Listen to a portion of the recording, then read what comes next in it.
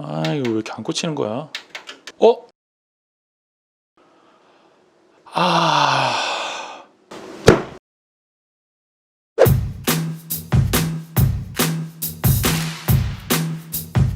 안녕하세요, 티라노입니다. 식스펜 시장을 화려하게 열었었던 에코가 새로운 시장을 개척하기 시작했습니다. 이제 하다하다가 2만원대 초반에 포펜을 탑재한 메쉬 제품을 들고 나왔는데요. 아니 원래 1, 2만원대에는 뭐 요런 애들처럼 못생긴 내 눈! 애들 위주로 나와서 듣기만 해도 고개가 이렇게 절로 끄덕거려지는 제품들이었는데요. 보시다시피 겉보기에는 아직 사지가 멀쩡합니다. 대단하단 말이야. 이 뱃삭은 나오나 모르겠어요. 아무튼 이런 추세로 가다 보면은 뭐 9,900원짜리 케이스도 나오지 않을까 싶기는 한데, 이러한 앱코의 변화들이 어쨌든 소비자의 선택지를 계속적으로 넓혀주고 있기 때문에 이런 시도는 매번 칭찬해주고 싶어요. 아무튼 오늘은 앱코 커넬 제품에 대해서 알아보도록 하겠습니다. 스펙시트에는 너비, 깊이, 높이 기준으로 각각 205, 360, 445mm로 작성이 되어 있는데요. 실제 실측 결과로 보면은 200mm, 350mm, 440mm로 스펙시트보다는 약간은 작은 모습을 보여줘요. 메인보드 규격을 ITX, MATX, 그리고 ATX까지 설치 가능합니다. 전면은 메쉬 재질로 되어 있고요. 좌측면은 강화유리 재질로 되어 있습니다. 와, 강화유리의 전면 메쉬인데 22,000원. 외관 가성비 미쳤는데요? VJ 사이즈는 최대 290mm로 표기가 되어 있는데요. 실측을 했을 경우에는 내부 R 공간이 약 300mm 정도 나오는 걸로 보이기 때문에 그 부분을 조금 감안을 해서 보수적으로 표기를 한 것 같아요. 다만 가로폭이 굉장히 짧은 편이기 때문에 퍼포먼스급 이상의 그래픽카드는 조금 설치가 용이하지 않다는 점이 아쉬운 점이라고 말할 수 있을 것 같아요. 거기다가 만약에 전면 샌드위치를 사용하는 경우에는 실제 VGA 공간이 약 240mm 정도밖에 남지 않기 때문에 그래픽카드 고르는 것도 쉽지 않다는 점에서 조금 아쉬운 점이라고 얘기할 수 있겠죠. 하지만 이 가격대에 전면 순행을 쓰는 사람이 얼마나 있겠냐 라고 얘기를 한다면 사실 그것도 맞습니다. 근데 견적 요청하시는 분들 보면은 꽤 되던데? 거기다 말 나온 김에 말씀을 드리면은 풀 ATX 설치용 스탠드오프 기준으로 보면 전면 샌드위치 순행 기준으로 했을 때 52T 정도를 감안을 하면은 보드랑 펜이랑 거의 딱 붙게끔 구성이 되어 있습니다. 그렇기 때문에 사실상 순행 설치는 안 하는 걸로 생각을 하시는 게 맞을 것 같아요. 전면 포트는 3.0 1개, 2.0 1개, 그리고 리셋 파워 버튼과 오디오 단자가 있습니다. 버튼감을 한번 알아보죠.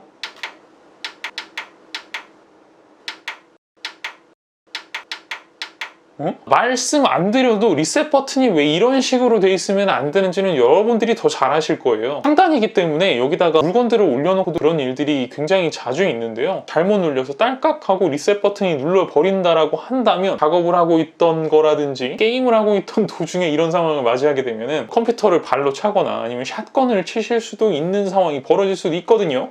왜 이렇게 만들어놨는지 좀 이해가 잘 안 가네요. 상단은 먼지 필터가 제공되지 않기 때문에 뭔가 타공이라기보다는 숨구멍 같은 게 뚫려 있습니다. 식스펜도 이런 식으로 생겼었죠. 120mm짜리 펜 2개가 설치가 가능하지만 아무도 그러시진 않을 거예요. 그럴 바에는 사실 식스펜을 사겠죠. 설치까지 해주고 펜값 하면은 식스펜 가격을 넘어버리니까요. 하드베이를 전부 하드로 사용한 경우에는 바닥, 중간, 상단 3개까지 설치를 할 수 있습니다. 그리고 이 중에서 바닥과 상단은 SSD로 넣을 수 있는데 뒷면에 SSD 베이가 하나 더 있는 것까지 하면은 SSD도 총 3개까지 넣을 수 있는데 그 중에 2개는 SSD 혹은 하드를 설치를 하게끔 겹치는 영역이라고 볼 수 있겠죠.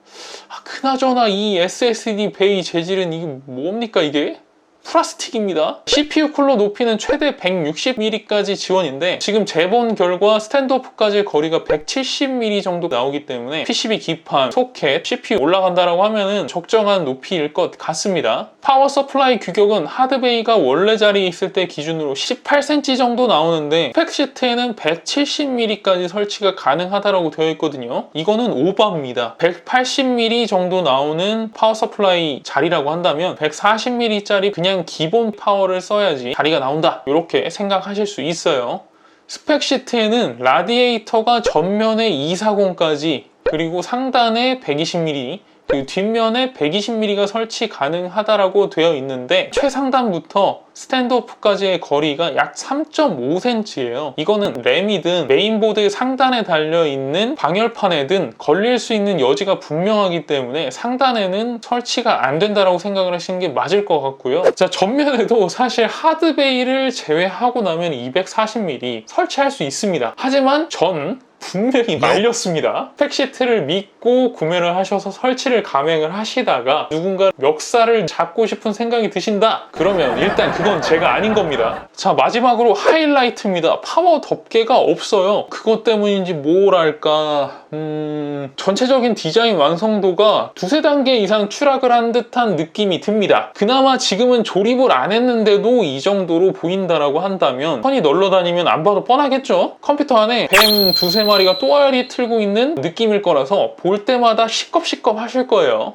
펜은 전면에 3개 그리고 후면에 하나까지 해서 총 4개를 주고 있고요. 전면 펜 3개는 일반 펜이고 뒤쪽 펜 1개는 RGB 색상이 들어오는 펜으로 구성이 되어 있습니다. RGB 색상은 소음 측정하면서 잠깐 보여드릴 텐데 생각보다는 제 취향이에요. 펜은 모두 4핀 단자로 되어 있어서 속도 조절 따위는 지원하지 않습니다. 펜 소음은 약 한 40dB 정도 나오는데요. 이 정도가 어느 정도인지 모르실 수 있는데 그냥 민감하지 않으면 잘 모르는 수준이라고 말씀드릴 수 있을 것 같아요. 자, TMI로 좀 더 설명을 드리자면 소음 같은 경우에는 플러스가 되는 게 아니에요.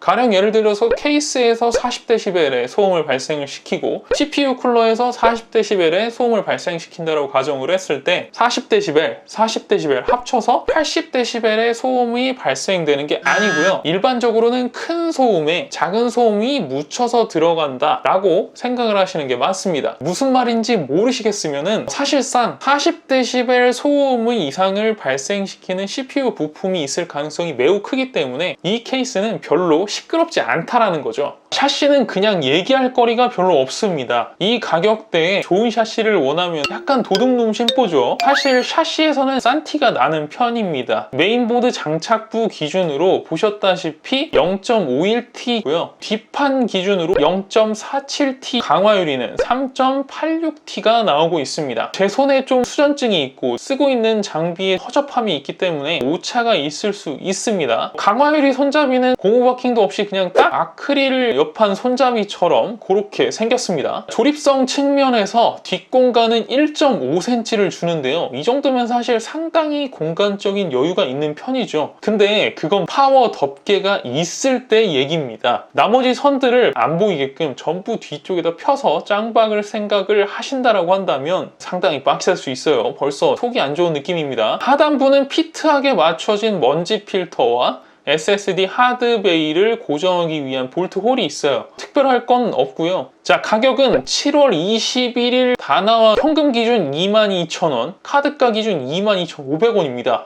와, 가격이 모든 걸 용서해 주네요. 약간 구원받는 느낌이라고 할까요? 하지만 냉정하게 한번 평가를 해보도록 하겠습니다. 장단점을 정리해드리죠. 자, 장점입니다. 자, 일단 싸도 너무 쌉니다. 모든 죄를 사할 수 있을 정도로 싸요. 자, 두 번째, 일단 안쪽에 파워 서플라이 덮개가 없다라는 측면에서 좀 못생긴 면이 있지만 겉보기에는 일단 굉장히 예쁩니다. 속 안에는 못생겼는데 겉에는 예쁜 그런 느낌이라고 해야 될까요?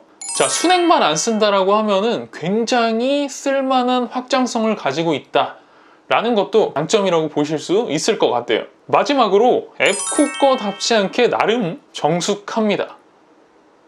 자, 단점으로는요, 미의 완성을 망친 파워 가림막의 부재를 단점으로 들 수 있을 것 같고요. 폭이 너무 짧습니다. 기존 6펜도 굉장히 짧았었는데 더 짧은 느낌이에요. 마지막으로 지울 수 없는 원가 절감의 흔적입니다. 그 말로 설명할 수 없는 그런 약간 그 싼 느낌이 여기저기 산재되어 있다, 그렇게 보시면 될 것 같아요. 자, 지금까지 에코 엔코어 커넬 강화유리 제품을 살펴봤습니다. 분명한 장점이 있는 만큼 분명한 한계점도 보였다, 그렇게 말씀드릴 수 있을 것 같아요. 놀라운 가격, 정갈한 디자인으로 강한 인상을 주었다라고 한다면 반대 측면에서 봤을 때 어떻게 보면 6펜 제품과 약 8,000원에서 만원 차이밖에 나지 않는데 단순히 펜 2개 이외에 더 많은 것들을 걸어냈구나 라는 느낌을 받게 되었어요. 아무튼 케이스에 관련돼서는 개인적인 취향이 많이 반영되는 부분들이 있기 때문에 이 제품에 대한 최종 판단은 여러분들께 맡기도록 하겠습니다. 이 제품 같은 경우에는 제가 라이브 때 이벤트 상품으로 제공을 한다라고 얘기를 했었는데, 이벤트와 관련된 것은 여러 가지들을 묶어서 월 말쯤에 다시 한번 계획을 하고 있으니까요, 그때 한꺼번에 풀도록 하겠습니다. 자, 영상 봐주셔서 감사드리고요. 여러분들의 생각을 댓글에 남겨주시면 제가 하나하나 답변 드리도록 하겠습니다. 그리고 구독, 좋아요, 알림 설정도 부탁드리도록 하겠습니다. 이상 티라노였습니다. 고맙습니다.